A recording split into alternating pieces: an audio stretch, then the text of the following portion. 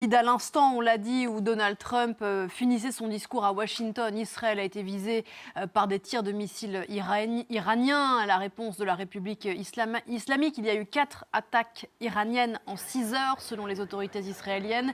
Quelques blessés légers. Bonjour Claire Duhamel, vous êtes à Jérusalem, la correspondante de France 24. Missile intercepté, il y a eu aussi cette attaque de drone du Hezbollah. Quelques dégâts matériels. Le fait que le territoire israélien ait été touché. Il l'a été ces derniers jours. On évoquait hier cette attaque qui a fait plusieurs blessés. Est-ce le signe que le dôme de fer israélien n'est pas si infaillible que ça? Bonjour Pauline.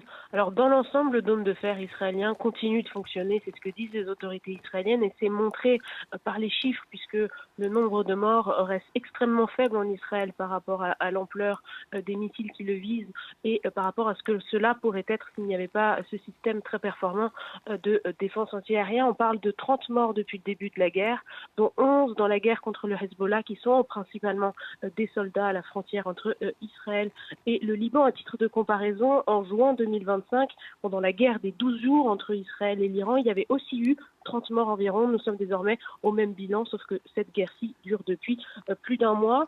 Vous le disiez, il y a eu 4 salves de missiles qui ont visé Israël cette nuit, 2 salves tout de suite après le discours de Donald Trump. Selon les secouristes, il y a eu 4 blessés légers et c'est dû principalement à un type de missile utilisé par les Iraniens, les missiles dits à fragmentation qui explosent en vol en se dispersant en sous-munitions.